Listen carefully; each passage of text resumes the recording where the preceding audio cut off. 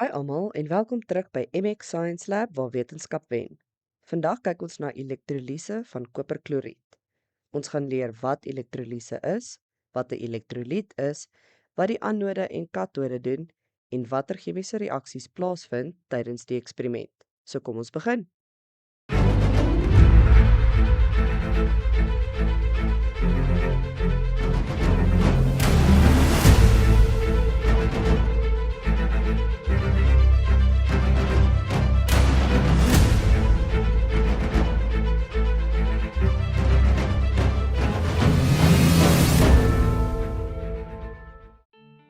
Elektrolise is die proses waar elektrisiteit deur 'n vloeistof gelei word om die stof in eenvoudiger stowwe op te breek.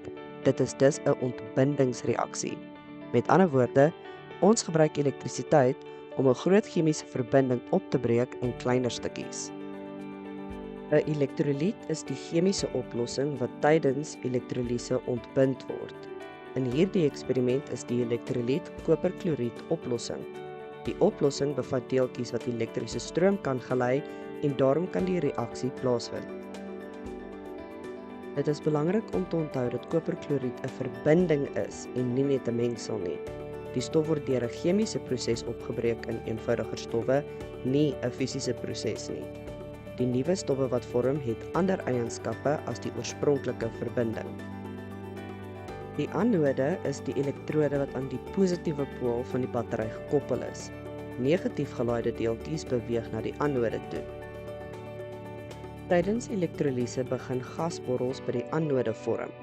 Die kloriedione binne die oplossing verloor elektrone en vorm dan kloorgas. Die katode is die elektrode wat aan die negatiewe pool van die battery gekoppel is. Positiewe koperione beweeg na die katode toe. Tydens elektrolise katode vorm daar 'n rooi-bruin neerslag. Hierdie neerslag is koper wat die elektrode neerslaan. Die koperione neem elektrone op en verander in koperatome. Hier kan jy sien is 'n mooi uiteengesette skets van die eksperiment. Jy sal dit definitief moet ken vir enige ondersoek of eksamen.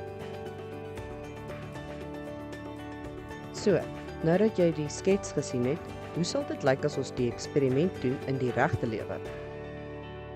Ons benodig 'n 6 volt kragbron, 'n positiewe pool, 'n negatiewe pool, koperkloried oplossing, salpetersuur en koolstofelektrodes. Trek aan jou jas en natuurlik jou handskoene en kom ons begin met die eksperiment. Eerstens konnekteer ons die twee pole aan die kragbron, rooi vir positief en dan natuurlik swart vir die negatief. Dan koppel ons die twee pole aan die elektrodes. Jy sal sien daar is skroewe wat na elke individuele elektrode lei.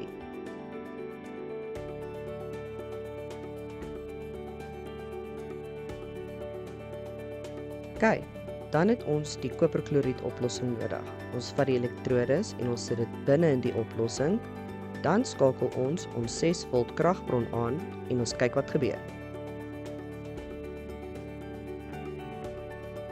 Amper onmiddellik sien jy dat daar gasborrels vorm by die anode. Dit is ons kloorgas. En as jy baie fyn kyk, sal jy by die katode sien, begin daar 'n rooi-bruin neerslag vorm soos wat die kleur verander. Nou skakel ons die kragbron af, veiligheid eerste, ons wil nie geskok word nie. Ons haal die elektrodes uit en dan kan ons baie mooi sien hoe die koper aan die katode begin vorm het. Nou vat ons elektrolyt weg en ons kry die salpetersuur. En hier is die rede vir die handskoene. Soos jy kan sien, het die salpetersuur die koper van die elektrode af weggevreet. Ons wil natuurlik nie hê enigiets moet met ons vel of ons hande gebeur as ons nie veilig werk. So ons het nou mooi gesien hoe ons 'n vloeistof, koperkloried, in 'n gas, kloorgas, en 'n vaste stof, die koperatome, opbreek. Ons het ook gesien hoe die tipe energie tydens die eksperiment verander. Ons het elektriese energie wat omgeskakel word in chemiese energie. So kom ons vat vinnig saam. Elektrolise gebruik elektrisiteit om verbindings af te breek. Koperkloried ontbind in koper en chloor. Chloorgas vorm by die anode, koper vorm by die katode en elektriese energie word omgeskakel na chemiese energie. Dankie dat julle gekyk het. As julle die video geniet, onthou om te like, subscribe en die notifications aan te sit vir meer wetenskapvideo's. Sien julle in die volgende een.